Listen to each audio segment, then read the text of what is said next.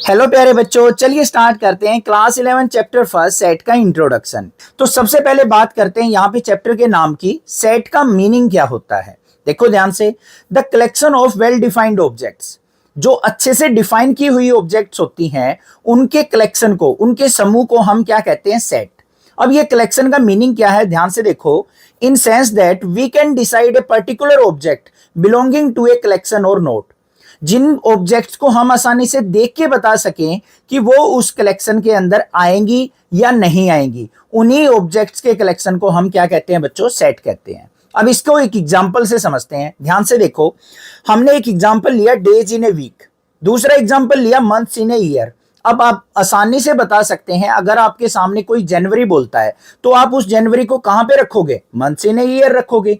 अब मान लो मैंने संडे बोल दिया या मंडे बोल दिया, तो वो क्या हो गया? डेज इन ए वीक हो गया। आप आसानी से उसको देख के पहचान सकते हो कि वो चीज हमारी कौन से सेट के अंदर रखी जा सकती है। तो ऐसी ऑब्जेक्ट्स जिनको हम आसानी से देख के, समझ के और अपने कलेक्शन के अंदर रख सकते हैं, वही चीजें हमारी सेट बनाती हैं। क्लियर हो गई बात? अब और एग्जांपल देख लो। Playing cards in a pack. एक पैक के अंदर 52 कार्ड्स होते हैं, उनके समूह को, उनके कलेक्शन को भी हम सेट कहते हैं।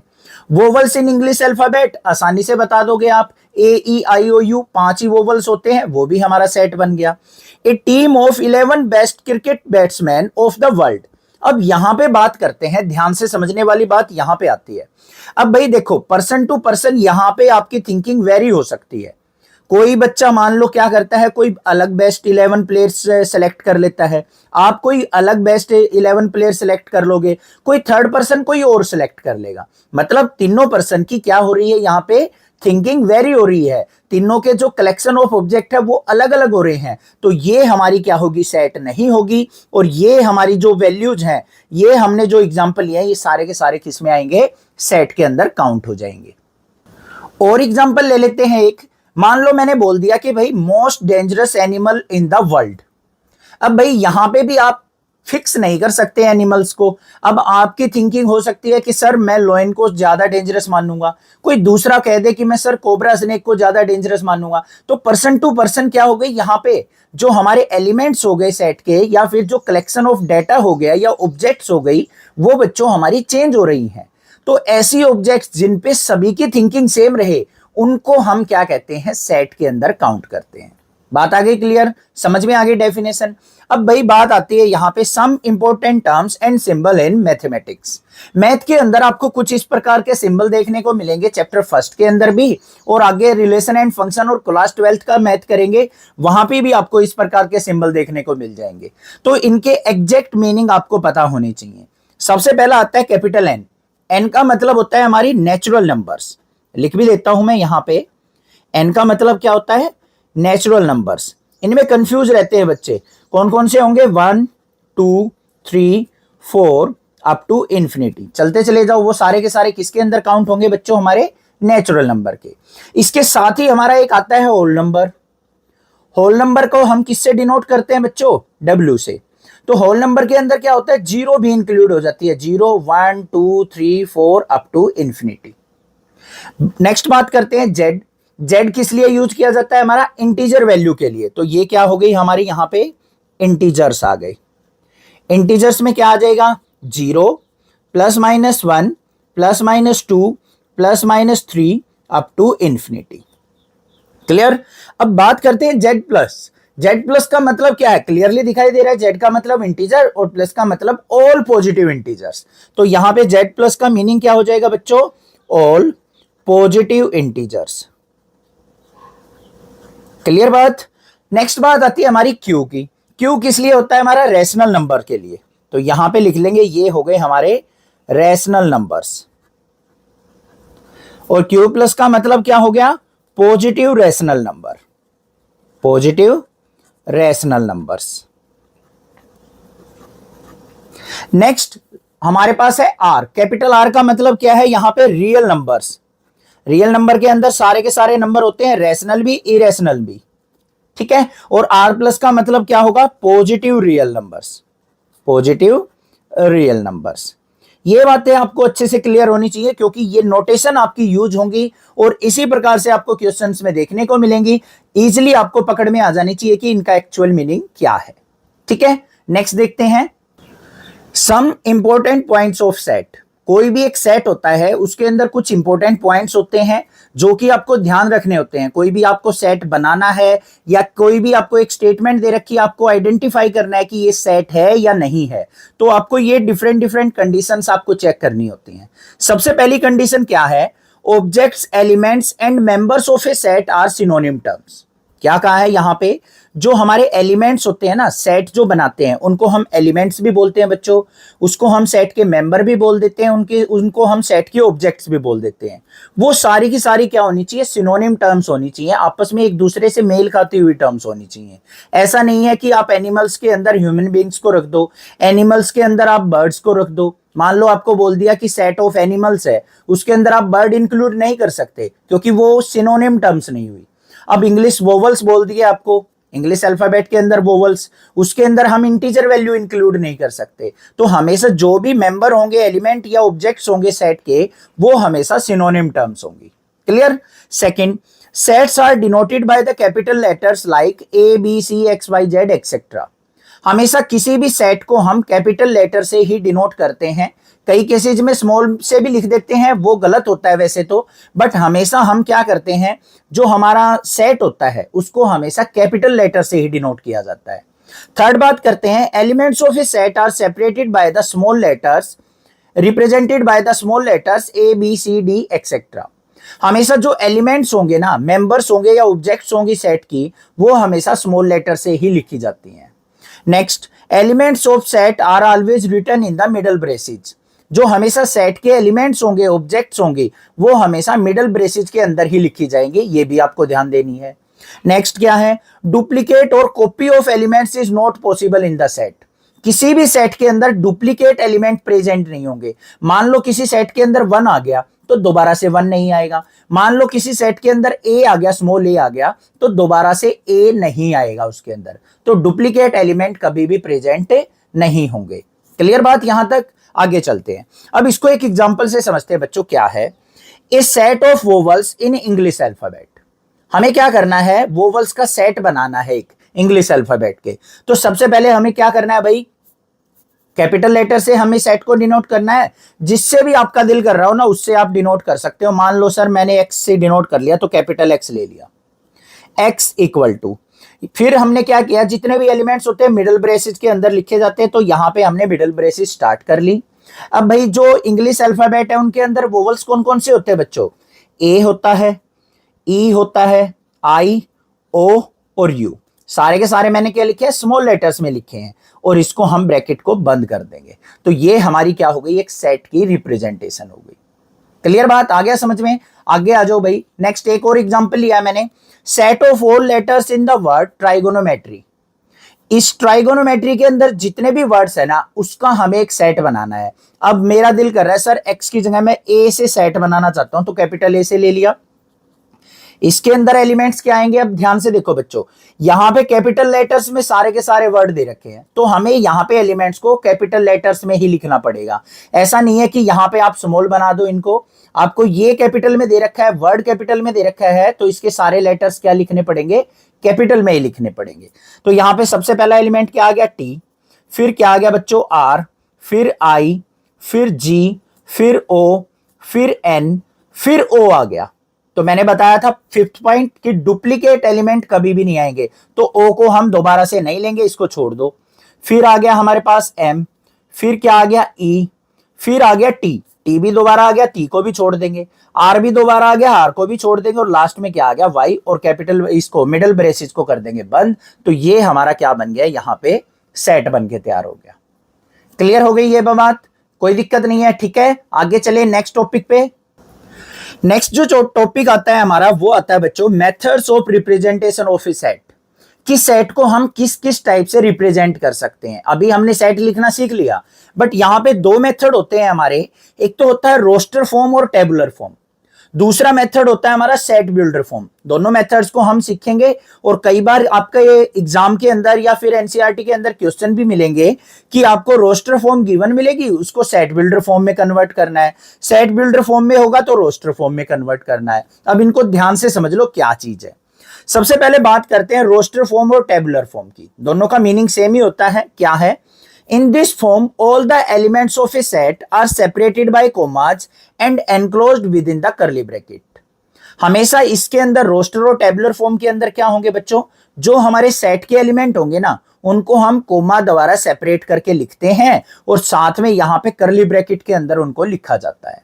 तो वो हमारी रोस्टर फॉर्म और टेबुलर फॉर्म होती है। जैसा कि अभी अभी मैंने बनाए थे सेट लास्ट पेज पे, वो हमारी रोस्टर या टेबुलर फॉर्म थी। अब यहां पे आ जाओ, set of all letters in the word maths, इसको हमें सेट की फॉर्म में लिखना है। मान लो हमने इसको बी से रिप्रेजेंट कर लिया और करली ब्रेसिस से स्टार्ट कर लिया।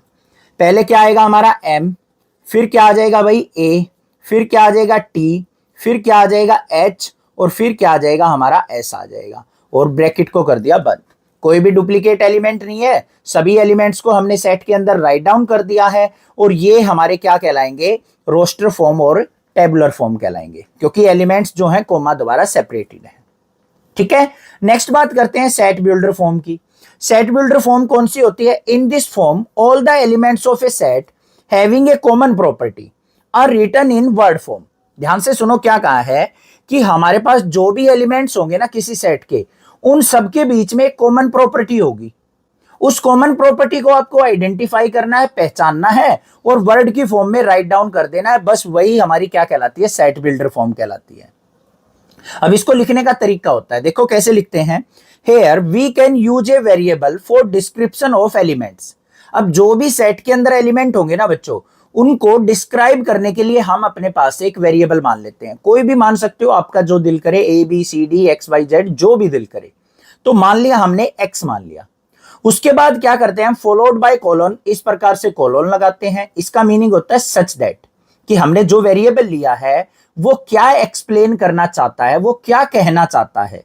And then word description of the property within curly bracket, और फिर हम वर्ड की फॉर्म में अपनी प्रॉपर्टी को डिफाइन कर देते हैं। देखो कैसे, यहां पे मेरे पास एग्जांपल आ गया, ए इक्वल टू ए सेट दे दिया जिसके अंदर एलिमेंट्स हैं ए ई आई ओ यू।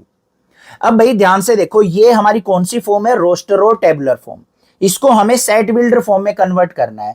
तो कैसे करेंगे? यहां पे ए सेट है equal to curly bracket start करेंगे। कोई भी अपने पास से एक वेरिएबल मान लो हमने मान लिया x variable, x such that कि एक्स वेरिएबल इस प्रकार से है कि एक्स आर, ये क्या है भाई? सारे के सारे वोवल्स हैं। X are vowels in English alphabet. Vowels in English alphabet. कर दी भाई इस प्रॉपर्टी को डिफाइन और मिडल ब्रैकेट को हम कर देंगे बंद। बस हो गया हमारा यहां पे सेट बिल्डर फॉर्म। समझ में आ गया? दूसरी यहां पे सेट के अंदर नजर डालो बच्चों। बी सेट दे रखा है, उसके अंदर एलिमेंट क्या है? 1 3 5 7 9 अप टू इंफिनिटी। ये सारे के सारे क्या नजर आ रहे हैं आपको? सारे के सारे ओड नंबर हैं। तो यहां पे हम क्या करेंगे? बी सेट को कैसे डिफाइन करेंगे? मान लो मैं यहां पे y वेरिएबल ले लेता हूं, y सच दैट, y जो है वेरिएबल वो इस प्रकार से है, वो इस प्रकार से हमारी प्रॉपर्टी को डिफाइन करता है कि y आर ओड नंबर्स। बस कि y जो है वो सारे के सारे क्या हैं? ओड नंबर्स है। इस प्रकार से हमने इसको डिफाइन कर दिया। या फिर यहां पे लिख सकते हैं y are positive odd numbers, क्योंकि ये पॉजिटिव है ना, नेगेटिव में भी तो हो सकते हैं -1 -3, तो ये सारे पॉजिटिव हैं तो यहां पे पॉजिटिव ओड नंबर्स डाल देंगे। क्लियर हो गई बात कैसे हमें सेट बिल्डर फॉर्म बनानी होती है? कोई दिक्कत नहीं होनी चाहिए। आगे चलें, ठीक है। नेक्स्ट जो बात आती है वो आती है हमारी टाइप्स ऑफ सेट की। डिफरेंट टाइप के सेट होते हैं, उन सबको बिल्कुल सिंपल डेफिनेशन के साथ, सिंपल से एग्जांपल के साथ आपको समझाऊंगा, आसानी से माइंड में सेट हो जाएंगे। ध्यान से देखो, सबसे पहले नाम आता है एम्प्टी सेट का। नाम से ही क्लियर है, a set that does not contain any element is called empty set, और नल सेट और वॉइड सेट। ऐसा सेट जिसके अंदर कोई भी एलिमेंट प्रेजेंट ना हो उसको हम एम्प्टी सेट, नल सेट या वॉइड सेट कहते हैं। तीनों में से कोई भी नाम दे सकता है, नल सेट कह दे, वॉइड सेट कह दे, एम्प्टी सेट कह दे, तीनों का मीनिंग सेम है। It is denoted by the symbol phi, इसको हम फाई से डिनोट करते हैं या फिर ब्लैंक करली ब्रेसेस से डिनोट करते हैं। कोई भी एक सिंबल यूज कर सकते हैं, या तो हम फाई यूज करेंगे या फिर ब्लैंक करली ब्रेसेस यूज करेंगे। इसको एग्जांपल से समझो, set of odd natural number divisible by 2। एक सेट दे दिया भाई, ऐसा सेट जिसके अंदर सारे के सारे ओड नेचुरल नंबर होंगे जो 2 से डिवाइड होते होंगे। क्या कोई ऐसा सेट हो सकता है? कोई एलिमेंट है ऐसे जो कि हमारे ओड भी हों और 2 से डिवाइड होते हो? नहीं है। तो इसको हम कैसे लिख देंगे? ए सेट, उसके अंदर क्या हो गया? कोई भी एलिमेंट नहीं आएगा, खाली लिख दिया इसको। या फिर क्या लिख देंगे? ए इक्वल टू 5 लिख देंगे। कोई भी एक नोटेशन यूज करेंगे, या तो ये या फिर ये। क्लियर? नेक्स्ट आ जाओ। नेक्स्ट सेकंड है हमारा सिंगलटन सेट। सिंगलटन का मतलब क्या होता है? एक value. A set that contain only one element is called singleton set. ऐसा सेट जिसके अंदर बच्चों ओनली एक ही वैल्यू हो, उसको हम सिंगलटन सेट कहते हैं। एग्जांपल से समझो, set of even prime number. अब set of even prime number है, मान लो हमने ए से डिनोट कर दिया, तो कौन सा एलिमेंट आएगा? अकेला 2 आएगा। और तो कोई ऐसा प्राइम नंबर नहीं है जो कि हमारा क्या हो? इवन भी हो और प्राइम भी हो। तो एक ही एलिमेंट इस सेट के अंदर आया, तो इसको हम सिंगलटन सेट कह देंगे। ठीक है। नेक्स्ट बात करते हैं भाई फाइनाइट सेट और इनफाइनाइट सेट की। दोनों को इकट्ठे समझते हैं। फाइनाइट का मतलब क्या होता है? एक लिमिटेड वैल्यू, जिनको हम काउंट कर सकते हैं, काउंटेबल फॉर्म में हो। ए सेट विच इज एम्प्टी और consist of a definite number of element. या तो सेट एम्प्टी हो या फिर उसके अंदर डेफिनेट नंबर ऑफ एलिमेंट्स हो, काउंटेबल फॉर्म के एलिमेंट्स हो, उनको हम क्या कहते हैं? फाइनाइट सेट कहते हैं। अब इसका एग्जांपल देख लो, set of all English alphabet. आसानी से बना दोगे ना। मान लो आपने बी सेट के अंदर ले लिया A B C D E F ऐसे करके, तो टोटल हमें पता है इसके अंदर कितने एलिमेंट्स आने वाले हैं? 26 एलिमेंट आने वाले हैं। तो काउंटेबल फॉर्म में है, तो ये हमारा क्या हो गया बच्चों? फाइनाइट सेट हो गया। अब बात करते हैं इनफाइनाइट सेट की। A set which has infinite number of element is called infinite set. जिस सेट के एलिमेंट्स को हम काउंट नहीं कर सकते हो, अनकाउंटेबल डाटा हो, अनकाउंटेबल एलिमेंट्स हो, तो वो हमारा इनफाइनाइट सेट कहलाएगा। एग्जांपल देखो, सेट ऑफ इवन नंबर्स आ गया भाई। ए से हमने डिनोट कर दिया, इसके अंदर एलिमेंट्स लिख दिया 2 4 6 8, इस प्रकार से डॉट लगा के लिखेंगे।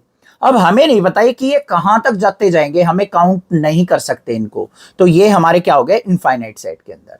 सेट ऑफ प्राइम नंबर आ गया, इसको हमने लिख दिया यहां पे 2 3 5 7, इस प्रकार से लिखते चले जाओ, तो ये भी हमारा क्या हो गया? इनफाइनाइट सेट हो गया, अनकाउंटेबल फॉर्म हो गया। क्लियर बात है? समझ में आ गया? ठीक है। नेक्स्ट चलते हैं, अदर टाइप देखते हैं। नेक्स्ट है हमारे पास इक्वल सेट। ध्यान से देखना बच्चों, इक्वल सेट और इक्विवेलेंट सेट दोनों में बच्चे कंफ्यूज रहते हैं, हमेशा एग्जाम के अंदर गड़बड़ करके आते हैं। यहां पे आपको थोड़ा सा फोकस करना है। ध्यान से देखो क्या है इक्वल सेट की definition. Two set A and B are set to be equal if they have same elements in both the set and then we can write a equal to b। क्या कहा है? मान लो आपने 2 set ले लिए, equality 2 set में ही check होगी। दोनों सेट के अंदर अगर सेम टू सेम एलिमेंट हो, क्या कहा मैंने? सेम एलिमेंट होने चाहिए, तभी हम उन दोनों सेट को क्या कह सकते हैं? a equal to B set. Otherwise they are unequal set. Unequal को कैसे लिखेंगे? a not equal to b। अब एग्जांपल देखो, यहां पे a सेट ले लिया जिसके अंदर क्या है? 2 3 4 6 7 एलिमेंट है। बी सेट के अंदर एलिमेंट्स है 4 6 7 2 3। अब भाई एलिमेंट्स आगे पीछे हो सकते हैं, रेंडमली लिखे जा सकते हैं, बट एलिमेंट्स जो सेट ए के अंदर है ना, वही एलिमेंट सेट बी के अंदर होने चाहिए, तभी हम उनको इक्वल सेट कहेंगे। तो यहां पे हमारा क्या हो जाएगा? ए इक्वल टू बी सेट हो जाएगा। क्लियर बात? ऐसे ही मान लो यहां से अगर 3 गायब हो जाता, इस सेट के अंदर से हम 3 हटा देते, और तो बाकी एलिमेंट्स हैं सेम टू सेम, बट 3 इसमें है इसमें नहीं है, तो ए क्या हो जाता? नॉट इक्वल टू बी हो जाता। क्लियर? इक्विवेलेंट सेट के अंदर आ जाओ। Two set A and B are set to be equivalent if they have same number of element. क्या कहा है? अब एलिमेंट्स हमें ये चेक नहीं करने कि एज इट इज है या नहीं है, बस नंबर ऑफ एलिमेंट सेम होने चाहिए। इस सेट के अंदर 5 एलिमेंट्स हैं, तो दूसरे सेट के अंदर भी 5 एलिमेंट्स होंगे, तो हमें इनको नंबर ऑफ एलिमेंट्स को चेक करना है, तो इक्विवेलेंट सेट कहलाएंगे। तो यहां पे क्या हो जाएगा? A equivalent to B. तो ऐसे लिखा जाएगा, number of elements in A equal है number of elements in B, so A and B are equivalent set. Clear भाई? कोई दिक्कत नहीं है। नेक्स्ट जो इंपॉर्टेंट टॉपिक आ गया वो आ गया हमारा बिलोंग्स टू और not belongs to A set. अब क्या करते हैं भाई, आपको यहां इस टाइप के भी क्वेश्चन देखने को मिलेंगे। एक सेट दे रखा होगा और कोई एक एलिमेंट उठा के दे देंगे, वो पूछ लेंगे कि ये इस सेट से बिलोंग करता है या नहीं करता है। बिल्कुल सिंपल सी बात है, any element is present in a set और not is set to be belongs और not belongs to A set. अगर कोई एलिमेंट जो आपसे पूछा गया है वो बच्चों सेट के अंदर प्रेजेंट हो तो हम कह देंगे बिलोंग्स है, अदरवाइज वो नॉट बिलोंग्स है। अब उसके लिए हम सिंबल यूज करते हैं, ये रहा, ये बिलोंग्स टू का सिंबल होता है, इसको हम कट कर देंगे तो ये नॉट बिलोंग्स टू का होता है। इसको एक एग्जांपल से समझते हैं बच्चों। एग्जांपल हमारे पास है, ए सेट दे दिया, उसके अंदर एलिमेंट है 9 3 5 6 1। आपसे पूछ लिया क्या 9 इस सेट के अंदर बिलोंग करता है। आप चेक कर लोगे कि 9 इस सेट के अंदर प्रेजेंट है, तो यहां पे हम कौन सा सिंबल लगा देंगे, बिलोंग्स टू का। 2 क्या इस सेट के अंदर बिलोंग करता है, नहीं करता है, 2 यहां पे प्रेजेंट है, नहीं है, तो यहां पे सिंबल आ जाएगा नॉट बिलोंग्स टू का। 6 इस सेट के अंदर है, बिल्कुल है, तो ये हमारे पास आ जाएगा बिलोंग्स टू का। पता चल गया बिलोंग्स टू और not belongs to, concept clear, कोई दिक्कत नहीं होनी चाहिए। नेक्स्ट टॉपिक देखते हैं। नेक्स्ट टॉपिक आ गया हमारा सबसेट का। अब सबसेट, सबसेट का मतलब क्या है, अगर आपके माइंड में जो आ रहा है वो आप सोचो एक बार। सबसेट का मतलब क्या है, सेट का एक पोर्शन, बस वही चीज होती है, सेट का एक छोटा सा पार्ट इज कॉल्ड सबसेट। देखो, A is a subset of B if all the elements of set A present in set B. क्या कहा है उसने, ए जो है बी का सबसेट कब कहा जाएगा, अगर ए के सारे एलिमेंट बी के अंदर प्रेजेंट होंगे। And it's written as a subset of B. इस प्रकार के सी के सिंबल से हम डिनोट करते हैं कि ए जो है सबसेट ऑफ बी है। अगर नॉट ए सबसेट हो तो हम इस सी को इस प्रकार से कट कर देते हैं। अब इसको एग्जांपल से समझ लो बच्चों। हमारे पास एग्जांपल ए है, ए के अंदर एलिमेंट है 1 2 3, बी के अंदर एलिमेंट्स है 5 6 1 2 3 4। तो अब हमें चेक करना है कि ए इसका सबसेट है या नहीं। इसका मतलब क्या है, जिसको भी पूछा गया है कि ये इसका सबसेट है या नहीं, बस हमें करना क्या है, इसके एलिमेंट्स को देख लेना कि ये सारे एलिमेंट इसमें प्रेजेंट है या नहीं। देखो 1 2 3 है, यहां पे भी 1 2 3 है, तो हम कह देंगे कि ए जो है बी का सबसेट है। अब इससे उल्टी अगर मैं बात करूं, अगर आपसे पूछूं क्या बी ए का सबसेट है, बी के सारे एलिमेंट ए में प्रेजेंट होने चाहिए तभी हम सबसेट कह सकते हैं। तो बी के अंदर एलिमेंट क्या है, 5 6 1 2 3 4, बट यहां पे तो ओनली 1 2 3 है, 5 6 और 4 एलिमेंट ए के अंदर प्रेजेंट नहीं है, तो हम क्या कह देंगे, नॉट ए सबसेट, मतलब बी जो है वो ए का सबसेट नहीं है। क्लियर हुई बात, ए जो है बी का सबसेट तो है, बट बी जो है ए का सबसेट नहीं है। कंसेप्ट आसानी से समझ में आ गया होगा। बस एलिमेंट्स को चेक करना है कि वो हमारे बड़े वाले सेट के अंदर प्रेजेंट हैं सारे एलिमेंट, तो सबसेट है, अदरवाइज नहीं है। अब यहां पे कुछ इंपॉर्टेंट बात आ जाती है सबसेट से रिलेटेड, जो कि आपको माइंड के अंदर रखनी है। क्या है, every set is a subset of itself. हर एक सेट अपने आप का सबसेट जरूर होता है, क्योंकि उसके सारे के सारे एलिमेंट अपने आप में तो प्रेजेंट ही होते हैं। देखो, मान लो मैं यहां पे कह दूं क्या ए अपने आप का सबसेट है, तो भाई ए के एलिमेंट 1 2 3 ए के अंदर प्रेजेंट तो है सारे के सारे, तो हमेशा एक सेट अपने आप का सबसेट होता है, ये चीज ध्यान देनी है। दूसरी, phi is subset of every set. जो फाई होता है ना, नल सेट होता है, वो सभी का सबसेट काउंट किया जाता है बच्चों। ये भी चीज इंपॉर्टेंट है, ध्यान देनी है आपको कि फाई जो होता है सभी का सबसेट कहलाता है। अब आपको क्वेश्चन देखने को मिलेंगे कि सबसेट बनाओ किसी सेट के, तो आपको फाई जो है वो हमेशा सबसेट बनाना है। बच्चे इसको भूल जाते हैं, ये चीज आपको ध्यान देनी है कि फाई जो है सबका सबसेट होता है। अब यहां आ जाओ, ए अगर सबसेट ऑफ बी है और बी अगर सबसेट ऑफ ए है, तो इसका मतलब क्या होगा भाई, ए और बी दोनों के दोनों इक्वल सेट होंगे, तभी ये कंडीशन पॉसिबल है, अदरवाइज पॉसिबल नहीं है। जैसा कि हमने यहां पे देखा था, ए बी का सबसेट तो था, बट बी ए का सबसेट नहीं था। अगर दोनों आपस में सबसेट होते तो दोनों के दोनों बिल्कुल इक्वल सेट होते, ए इक्वल टू बी होते, तभी ये कंडीशन फुलफिल करती। क्लियर बात, ठीक है। अब ध्यान से देखो, number of subset of any set are found by 2 की पावर n। अब मान लो आपके पास कोई इस प्रकार से एलिमेंट दे दे, ए सेट के अंदर एलिमेंट है 1 2 3, और पूछ ले कि इसके सबसेट लिखो। अब सबसे पहले तो आपको पता होना चाहिए कि इसके कितने सबसेट बनेंगे, तो उसके लिए सिंपल सा फॉर्मूला 2 की पावर n। कितने एलिमेंट है बच्चों, यहां पे 3 एलिमेंट्स हैं। n क्या होते हैं, नंबर ऑफ एलिमेंट्स। तो n की वैल्यू 3 रख दो, तो 2 की पावर 3 कितना हो गया 8। 2 3 जा 6 मत करना, 2 की पावर 3 मतलब होता है 2 की 3 टाइम्स मल्टीप्लाई, 2 2 जा 4 2 जा 8, तो 8 एलिमेंट्स यहां पे बनेंगे, 8 सबसेट बनेंगे, सॉरी 8 सबसेट।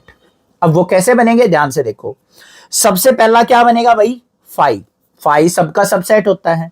फिर और क्या बन सकता है हमारा, एक का भी बन सकता है, बाकी अलग अलग करके लिख दो एलिमेंट्स को, 2 का अकेला बन सकता है, 3 का अलग से बन सकता है, 1 और 2 का भी बन सकता है पेयर, 1 और 3 का बन सकता है, 2 और 3 का बन सकता है, और सारे के सारे एलिमेंट्स एज इट इज भी हो सकते हैं 1 2 3। अब काउंट कर लो कितने बन गए, 1 2 3 4 5 6 7 8 बन गए सबसेट। ये सारे के सारे क्या कहलाएंगे, इसके सबसेट कहलाएंगे। बस ऐसे बनाने हैं, पता चल गया, क्लियर है। नेक्स्ट देखिए, नेक्स्ट टॉपिक आ गया भाई प्रॉपर सबसेट और सुपरसेट। इन चीजों को भी ध्यान से देखना क्या है, प्रॉपर सबसेट का मीनिंग क्या होता है और सुपरसेट का मतलब क्या होता है। ध्यान से देखो, let A and B be two sets. मान लिया हमने ए और बी दो सेट हैं, A is subset of B, A क्या है बी का सबसेट है, and A not equal to B, और ए और बी जो है दोनों आपस में इक्वल सेट नहीं है, तो ए इज कॉल्ड प्रॉपर सबसेट। तो ए जो है वो बी का प्रॉपर सबसेट कहलाएगा, ठीक है। और बी जो होगा वो क्या होगा, सुपर सेट ऑफ ए होगा। सुपर सेट मतलब मैं बड़ा पावरफुल हूं भाई, सबसे बड़ा सेट मैं ही हूं। तो इस प्रकार से बस आपको ध्यान देना है, दो कंडीशंस देखनी है। अगर मान लो आपके पास ए और बी दो सेट है, ये रहे ए ये है बी ये है, ए के अंदर एलिमेंट है 1 2 3, बी के अंदर एलिमेंट है 1 2 3 4। क्या दोनों के दोनों नॉट इक्वल है या नहीं है, बिल्कुल। ये 3 एलिमेंट है, यहां पे 4 एलिमेंट है, तो दोनों सेट अनइक्वल है, पहली कंडीशन हो गई फुलफिल। दूसरी, ए जो है सबसेट ऑफ बी है, बिल्कुल है, ए के सारे एलिमेंट बी के अंदर प्रेजेंट हैं, तो ए क्या कहलाएगा प्रॉपर सबसेट। तो यहां पे क्या हो गया, A is a proper subset of B, और जो बी होगा जिसके अंदर ज्यादा एलिमेंट होंगे वो क्या कहलाएगा बच्चों, सुपरसेट कहलाएगा। बात क्लियर हो गई या नहीं होगी, प्रॉपर सबसेट की और सुपरसेट की। जिसमें सबसे ज्यादा एलिमेंट होंगे वो हमारे सुपरसेट कहलाएगा, कम एलिमेंट वाला क्या कहलाएगा, प्रॉपर सबसेट कहलाएगा। कब, अगर ये दो कंडीशंस फुलफिल होती होंगी तो। आगे बात समझ में। नेक्स्ट बात करते हैं number of proper subset of a set. अगर मान लो आपके पास सेट ए दे रखा है, ये आ गया सेट ए, इसके अंदर एलिमेंट्स क्या है बच्चों 1 2 3। इसके अगर आपसे पूछ ले कि कितने प्रॉपर सबसेट बनेंगे, तो उसका फॉर्मूला 2 की पावर n माइनस 1। n क्या है, नंबर ऑफ एलिमेंट। अब यहां पे नंबर ऑफ एलिमेंट कितने हैं 3, तो प्रॉपर सबसेट कितने बनेंगे 2 की पावर 3 माइनस 1, मतलब 8 माइनस 1 इक्वल टू 7 आ गए। अब हमने प्रीवियस पेज पे बनाए थे भाई, ध्यान से देखो, ये बने थे, ये सारे के सारे हमारे क्या कहलाएंगे बच्चों, प्रॉपर सबसेट कहलाएंगे, बस इसको छोड़ के, क्योंकि 1 2 3 इक्वल हो जाएगा, इसके इक्वल वाली कंडीशन हमें नहीं लेनी है, नॉट इक्वल रखने हैं, तो बस एक कम इसीलिए बनते हैं। जितने भी यहां पे सबसेट बन रहे होंगे ना, प्रॉपर सबसेट एक कम बनेगा। क्लियर बात, ठीक है। नेक्स्ट बात करते हैं बच्चों यूनिवर्सल सेट की। यूनिवर्सल का मतलब क्या होता है, अगर आपके माइंड में पूछे यूनिवर्स का मतलब क्या होता है, बादशाह, सबसे बड़ा, ठीक है, बस वही चीज है यहां पे भी। यूनिवर्सल का मतलब क्या है, a set which has elements of all the related sets without any repetition of element. बस यहां पे क्या कहा है, जो भी सेट से बिलोंग करते हुए सेट होंगे ना, छोटे छोटे सेट होंगे, उन सभी के एलिमेंट जिसके अंदर प्रेजेंट होंगे वही हमारा यूनिवर्सल सेट कहलाएगा। एग्जांपल से समझ लो, अब मान लो हमारे पास ए सेट है, उसके अंदर एलिमेंट है 1 2 3, बी के अंदर एलिमेंट है 2 3 4, सी के अंदर 3 4 5 6 और डी के अंदर है 7 8। इन सब का एक यूनिवर्सल सेट यू से रिप्रेजेंट होगा, उसके अंदर इन सभी के एलिमेंट्स प्रेजेंट होंगे, बट डुप्लीकेट एलिमेंट नहीं होंगे। देखो 1 2 3 4 5 6 7 8 इसके सारे एलिमेंट लिख दिए मैंने, कोई भी यहां पे डुप्लीकेट एलिमेंट प्रेजेंट नहीं है, तो ये क्या कहलाएगा बच्चों, यूनिवर्सल सेट कहलाएगा। क्लियर हो गया। फर्स्ट पार्ट का इंट्रोडक्शन यहीं पे फिनिश करते हैं, सेकंड पार्ट का इंट्रोडक्शन भी करेंगे और उसमें भी अलग अलग कंसेप्ट विद एग्जांपल सीखेंगे। चैनल को सब्सक्राइब, वीडियो को लाइक जरूर कर लेना, अपने फ्रेंड्स में ज्यादा से ज्यादा शेयर करना। सारे के सारे कंसेप्ट सिखाऊंगा, आपके 100 आउट ऑफ 100 मार्क्स आएंगे अगर आप साथ के साथ कंसेप्ट सीखते हुए क्वेश्चन करेंगे, तो ये मेरी गारंटी है। आप बस चैनल को सपोर्ट करो और दिल से अपने फ्रेंड्स में शेयर करो। Interval set subset of real number. अब सेट के अंदर जो इंटरवल्स का टॉपिक है ना, उसको हम यहां पे क्लियर करने वाले हैं। पहला इंटरवल क्या आता है? Open interval. ओपन इंटरवल का मतलब क्या है, ध्यान से समझो। Let a comma b belongs to real number such that a less than b। आपको कोई भी दो नंबर ले लेने हैं जो रियल नंबर से बिलोंग करते हो। उनके अंदर a जो होगा वो स्मॉल नंबर होगा और b एक बड़ा नंबर होगा। Then the set of all real numbers between a and b excluding both a and b is called an open interval.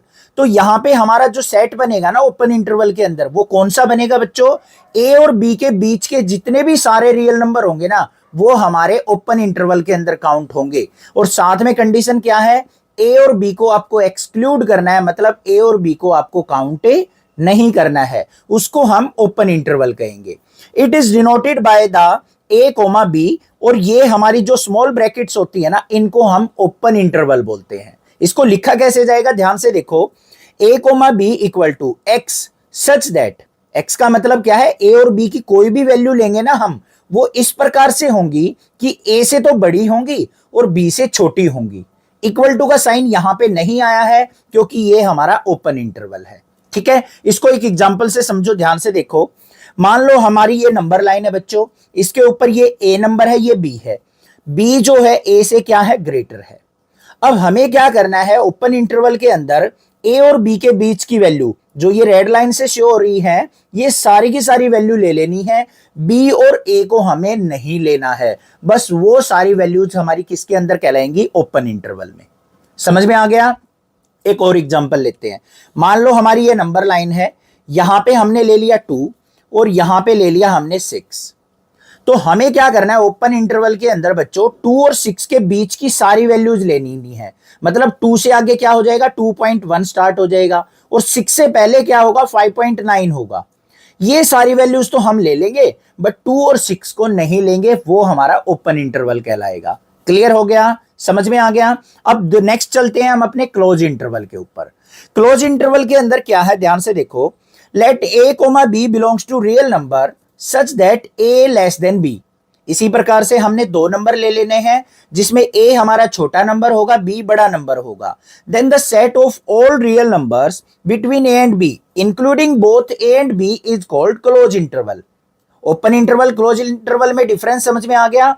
इसमें हमें a और b को इंक्लूड करना है, वहां पे हमें a और b को एक्सक्लूड करना है, मतलब नहीं लेना है। इसको हम किस प्रकार से डिनोट करते हैं? कैपिटल ब्रैकेट से। तो कैपिटल ब्रैकेट लेफ्ट और राइट साइड आ जाएंगी, a कोमा b। और इसको हम डिनोट कैसे करेंगे? ध्यान से देखो। x सच दैट x की वैल्यू जो होगी वो greater than equal to a होगी और less than equal to b। मतलब x की वैल्यू a भी हो सकती है और b भी हो सकती है। ये एक एग्जांपल से समझ लो। यहां पे मैंने क्या किया, नंबर लाइन पे a और b दो नंबर ले लिए हैं। a को भी आपको लेके चलना है, b को भी लेके चलना है, और उनके बीच की वैल्यूज भी सारी की सारी क्लोज इंटरवल के अंदर आएंगी। ये भी समझ में आ गया? यहां पे एक एग्जांपल फिर ले लेते हैं। ये मान लिया क्या है 1, और ये हमारा क्या है, मान लिया 7। ये हमारा क्लोज इंटरवल हो गया। इस प्रकार से इसको डार्क कर देंगे। तो इसके अंदर जो वैल्यूज आएंगी ना, वो कहां से स्टार्ट होंगी? 1 से लेके 7 तक। तो 1 भी इंक्लूड करना है और 7 भी आपको लेके चलना है, उसको हम क्या कहेंगे? Close interval. अब इस फॉर्म में लिखा हुआ हो तो आप पहचान लोगे, जहां पे इक्वल टू का साइन होगा उधर क्लोज इंटरवल है, जहां पे इक्वल टू का साइन नहीं होगा वो हमारा ओपन इंटरवल की तरह वर्क करेगा। क्लियर बात? नेक्स्ट देखते हैं, इसकी दो टाइप और हैं। अब यहां पे नेक्स्ट जो टाइप आती है वो आती है सेमी ओपन क्लोज इंटरवल। मतलब एक साइड से आपको ओपन इंटरवल मिल जाएगा, एक साइड से क्लोज इंटरवल मिल जाएगा। इसको एग्जांपल से देखते हैं। देखो क्या है, यहां पे मैंने क्या किया, a कोमा b कोई भी दो वैल्यू ली है जो कि हमारी रियल नंबर से बिलोंग करती हैं। लेफ्ट साइड पे क्या है बच्चों? Capital bracket. राइट साइड पे हमारी स्मॉल ब्रैकेट है। तो b पे ओपन इंटरवल होगा, a पे क्लोज इंटरवल होगा। और लिखा कैसे जाएगा? x सच दैट x की value greater than equal to a होगी और लेस देन b होगी। अब देखो ध्यान से, b पे ओपन इंटरवल था तो यहां पे इक्वल टू का साइन नहीं आया। a पे क्लोज इंटरवल था तो a के साथ हमारा क्या आ गया? यहां पे इक्वल टू का साइन आ गया। इसका मतलब क्या हुआ? b को नहीं लेना है, a को इंक्लूड करके चलना है। अब देखो ध्यान से क्या है, in close interval from a to open interval and b including a but excluding b। हम यहां पे क्या करेंगे? ए पे हमारा क्लोज इंटरवल है, बी पे क्या है, ओपन इंटरवल है, और ए को हमें इंक्लूड करना है और बी को एक्सक्लूड कर देना है। तो ये देख लो यहां पे एग्जांपल, बी हमारा ओपन है, ए हमारा क्लोज है। ठीक है, ऐसे ही सेकंड आ गया हमारा, यहां पे ए पे ओपन है, बी पे क्लोज है, इसका मतलब बी पे हमारा इक्वल टू का साइन आएगा, ए पे इक्वल टू का साइन नहीं आएगा। तो ए पे क्या हो जाएगा, open interval from A to close interval B, including B but excluding A. समझ में आ गई बात? हमें ए को यहां पे इंक्लूड नहीं करना है, बी को हमें इंक्लूड करके चलना है, बी को लेके चलना है। ये भी क्लियर हो गए, कोई दिक्कत नहीं है। नेक्स्ट टॉपिक देखते हैं। नेक्स्ट टॉपिक आता है हमारा ऑपरेशंस ऑन द सेट। बिल्कुल मोस्ट इंपॉर्टेंट टॉपिक है भाई, ध्यान से समझना है। सबसे पहला क्या आता है टॉपिक, यूनियन ऑफ सेट। ये हम ऑपरेशन लगा सकते हैं अपने सेट के एलिमेंट के ऊपर। अब यूनियन का मतलब क्या होता है बच्चों, वो पहले समझो। यूनियन का मतलब होता है समूह बनाना, इकट्ठा करना, बस वही काम करना है यूनियन ऑफ सेट में। देखो ध्यान से, डेफिनेशन क्या है, let A and B be two any sets. A और बी को हमने कोई भी दो सेट्स मान लिए। The union of A and B is the set which consist of all the elements of A and all the elements of B. A और B हमने कोई भी दो सेट माने, तो ए और बी का यूनियन सेट जो बनेगा ना, नया सेट बनेगा, उसके अंदर ए के भी सारे एलिमेंट होंगे और बी के भी सारे एलिमेंट होंगे। बट कंडीशन क्या होगी, the common elements being taken only once. जो ए और बी सेट के अंदर कॉमन एलिमेंट होंगे ना, उनको आपको बस एक ही बार लेना है। समझ में आ गया? अब यहां पे ध्यान से देखो, the symbol U is used to denote the union. U को हम यूनियन से रिप्रेजेंट करते हैं। Symbolically we can write A union B and usually read as A union B. इसको लिखा ऐसे जाता है सिंबॉलिकली, और इसको रीड ऐसे किया जाता है। अब इसको एक एग्जांपल से समझ लो बच्चों। यहां पे हमने क्या किया, दो सेट ले लिए। एक तो ए सेट ले लिया, उसके अंदर एलिमेंट है 2 4 6 8। बी सेट ले लिया जिसके अंदर एलिमेंट है 6 8 12 और 10। इन दोनों का हमें क्या करना है, यूनियन करना है। तो देखो बच्चों कैसे बनेगा, ए यूनियन बी। क्या कहा था मैंने पहले, ए के सारे एलिमेंट लिख लो 2 4 6 8। फिर बी के एलिमेंट लिखने हैं, 6 लिखेंगे, बट नहीं, यहां पे 6 ऑलरेडी आ चुका, तो कॉपी ऑफ एलिमेंट वैसे भी सेट में अलाउड नहीं होता। और यहां पे भी लिखा हुआ है कि कॉमन एलिमेंट को एक ही बार लेना है। 8 को भी नहीं ले सकते, 10 को लेंगे और 12 को लेंगे। तो ये क्या बन गया, ए यूनियन बी बन के तैयार हो गया। समझ में आ गया? नेक्स्ट बात करते हैं भाई इंटरसेक्शन ऑफ सेट की। इंटरसेक्शन का मतलब क्या होता है, अगर दो सेट्स के ऊपर हम ऑपरेशन लगाएंगे ना, तो उनके अंदर से बस कॉमन एलिमेंट्स को ले लेंगे। देखो क्या है, the intersection of set A and B is the set of all elements which are common to both A and B. जो दोनों में कॉमन होंगे ना, उनको हमें लेना है बस। और इसको रिप्रेजेंट कैसे किया जाता है, उल्टे यू से रिप्रेजेंट किया जाता है। ठीक है, और कैसे लिखा जाएगा इसको, ए इंटरसेक्शन बी, और रीड कैसे करेंगे इसको, ए इंटरसेक्शन बी। ऐसे लिखा जाता है, ऐसे रीड किया जाता है। अब इसको भी एग्जांपल से समझ लेते हैं। ए सेट है हमारे पास 2 4 6 8, बी सेट है जिसके अंदर एलिमेंट है 6 8 10 12। अब ए इंटरसेक्शन बी निकालना है आपको, तो क्या करेंगे, यहां पे कॉमन एलिमेंट्स देखो बच्चों, 6 इसमें भी है, इसमें भी है, 8 इसमें भी है, इसमें भी है। तो 6 और 8 हमारे पास यहां पे कॉमन एलिमेंट्स हैं। तो ये हमारा क्या हो जाएगा, इंटरसेक्शन ऑफ ए सेट हो जाएगा। आ गया समझ में? अब यहां पे देखो मैंने एक इंपॉर्टेंट सी बात लिखी है, if A and B are two set such that A intersection B equal to 5। अगर मान लो हम दो सेट्स का इंटरसेक्शन करते हैं और हमें कोई भी कॉमन एलिमेंट नहीं मिलता है, तो ए और बी हमारे क्या कहलाएंगे, डिसजॉइंट सेट कहलाएंगे। ये चीजें ध्यान देना, आईआईटी जेईई में काम आती हैं ये। डिसजॉइंट सेट कौन सा होगा, अगर दो सेट के बीच में कोई भी कॉमन एलिमेंट नहीं मिलता है, तो वो हमारे पास दोनों के दोनों क्या कहलाएंगे, डिसजॉइंट सेट कहलाएंगे।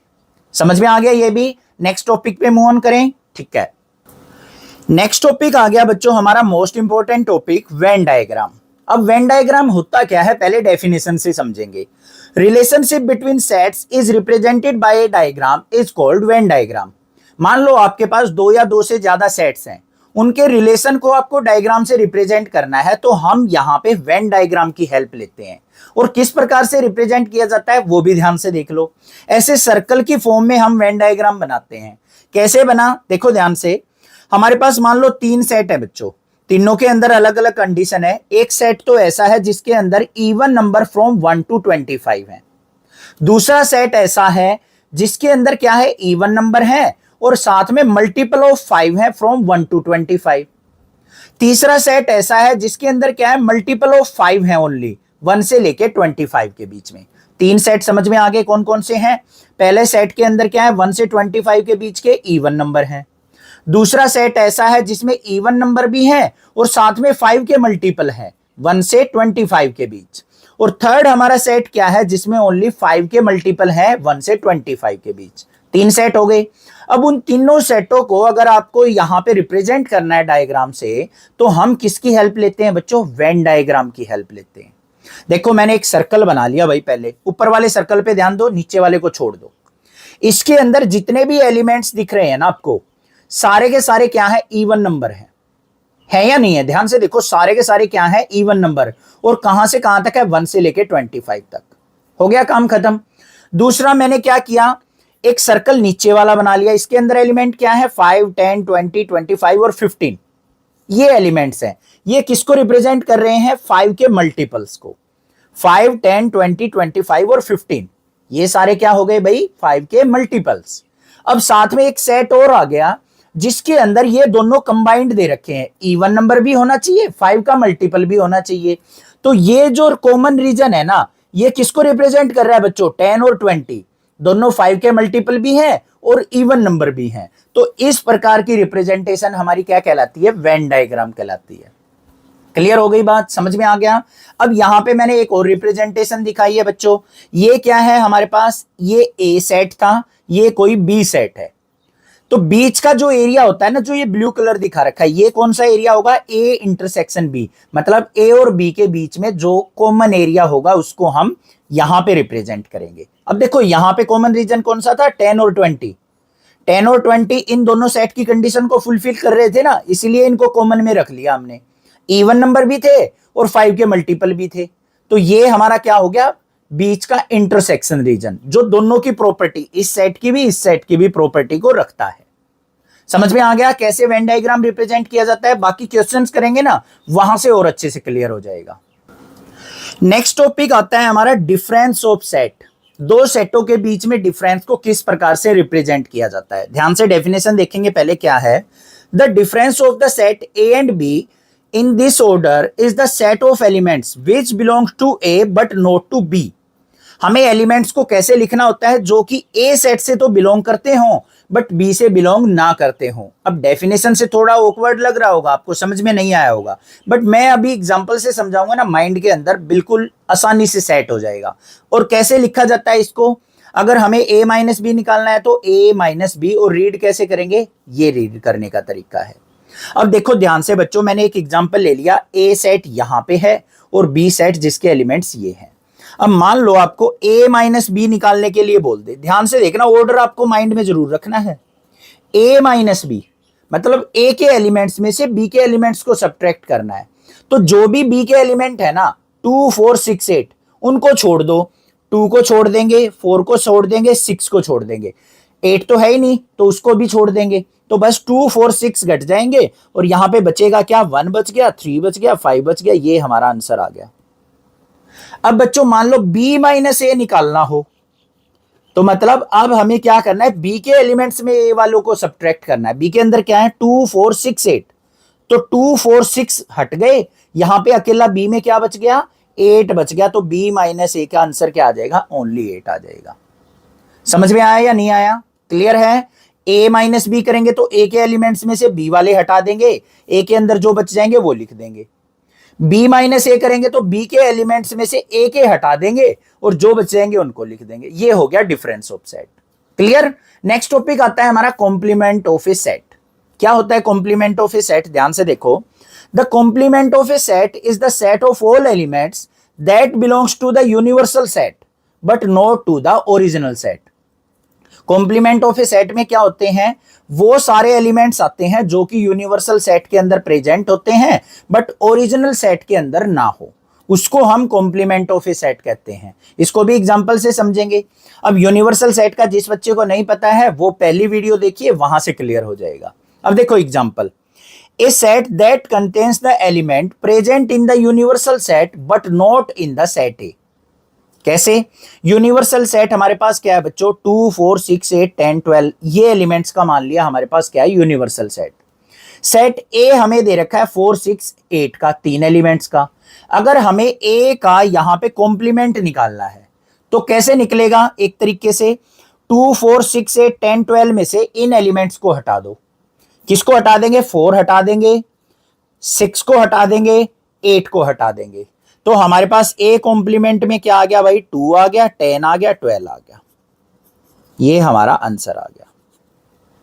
समझ में आया कैसे कॉम्प्लीमेंट निकालना है हमें? जो भी ए का कॉम्प्लीमेंट निकालना है तो उसके एलिमेंट्स को छोड़ के बाकी यूनिवर्सल सेट में जो भी एलिमेंट बच गए ना, वो हमारा कॉम्प्लीमेंट कहलाता है। अब यहां पे एग्जांपल से, वेन डायग्राम से समझ लो। ये पूरा का पूरा क्या था? एक यूनिवर्सल सेट था जिसके अंदर ए सेट भी प्रेजेंट था। अगर हमें ए का कॉम्प्लीमेंट निकालना है तो ये व्हाइट वाला जो ए के एलिमेंट है ना, इनको छोड़ देंगे, बाकी सारा रीजन क्या कहलाएगा? हमारा ए कॉम्प्लीमेंट कहलाएगा। क्लियर हो गई ये भी बात? कोई दिक्कत नहीं है, समझ में आ गया होगा? ठीक है। अब एग्जांपल एक और ले लेते हैं। मान लो हमारे पास यूनिवर्सल सेट है, उसके अंदर क्या है? इंग्लिश अल्फाबेट है, इंग्लिश अल्फाबेट। ठीक है बच्चों। एक दूसरा सेट है, मान लो बी सेट, जिसके अंदर क्या है? हमारे वोवल्स हैं। क्या है? वोवल्स। तो बी कॉम्प्लीमेंट क्या होगा भाई? ध्यान से बता दो। इसके अंदर कितने एलिमेंट होंगे? 26। वोवल्स कितने होते हैं? 5। तो हमें इन 26 में से ये 5 एलिमेंट छोड़ के बाकी सारे लिख देने हैं। ए छोड़ देंगे, बी से स्टार्ट हो जाएगा, सी हो जाएगा, डी हो जाएगा, ई छोड़ देंगे, एफ हो जाएगा, आई छोड़ देंगे। इस प्रकार से लिखते चले जाएंगे। पता लग गया कैसे कॉम्प्लीमेंट निकालना है? कोई दिक्कत नहीं होनी चाहिए। ठीक है। नेक्स्ट बात करेंगे हमारी कॉम्प्लीमेंट सेट की प्रॉपर्टीज जो है ना, वो मोस्ट इंपॉर्टेंट है, वो और देखते हैं क्या है।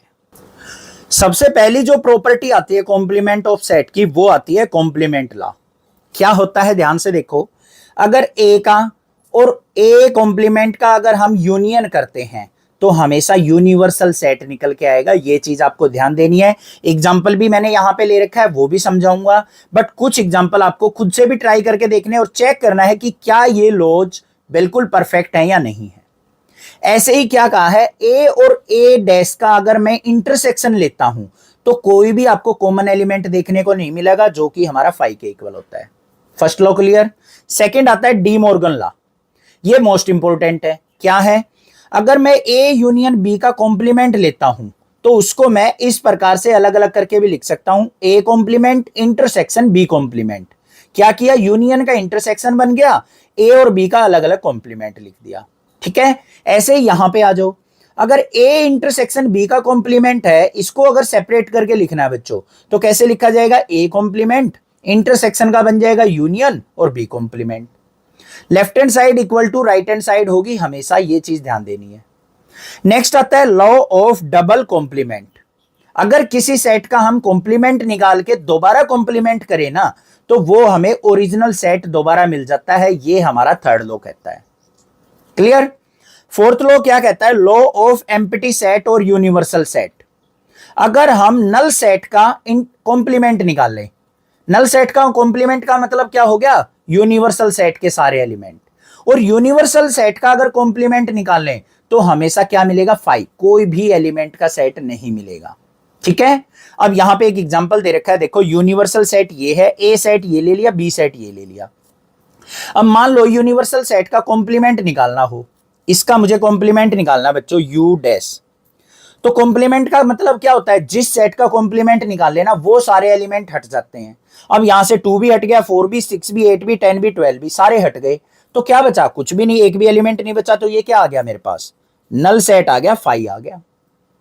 अब मुझे 5 का दोबारा से कॉम्प्लीमेंट करना हो तो मेरा दोबारा यूनिवर्सल सेट आ जाएगा या नहीं आ जाएगा? बस ये चीज है। क्लियर। अब यहां पे और देख लो, ये दे रखा है ए यूनियन ए डैश हमेशा क्या होगा? Universal set. देखो ध्यान से, इसको उसको क्लियर करते हैं।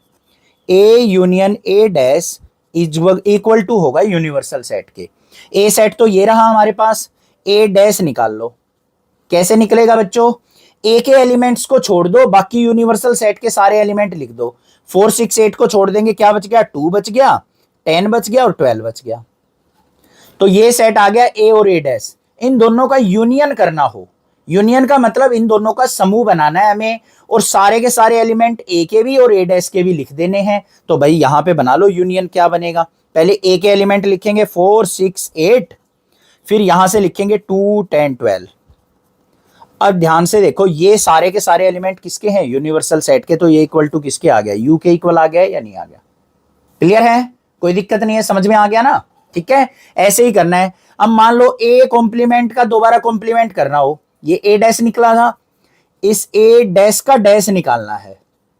इसका मतलब अब जो ए डैश के अंदर एलिमेंट है ना उनको छोड़ देंगे और बाकी यूनिवर्सल सेट के अंदर के एलिमेंट ले लेंगे। किसको छोड़ना है, 2 10 12 को, 2 को छोड़ दिया, 10 को छोड़ दिया, 12 को छोड़ दिया, बचे क्या 4 6 8। ये किसके इक्वल है, ए सेट के इक्वल है ना, तो ए डैश का डैश किसके इक्वल आ गया भाई, ए के इक्वल आ गया वापस। तो ये हमारा क्या कहलाएगा, यहां पे डबल कॉम्प्लीमेंट लो। इनको भी आपको ऐसे ही एग्जांपल के साथ करके देखना है और चेक करना है कि क्या ये लॉज बिल्कुल परफेक्ट है या नहीं है। समझ में आ गई वीडियो, अच्छे से इंट्रोडक्शन क्लियर हो गया होगा, सारे कंसेप्ट क्लियर हो गए होंगे। बाकी वीडियो जब करेंगे ना, क्वेश्चंस जो करेंगे एनसीईआरटी के सारे इजीली अटेम्प्ट कर दोगे आप।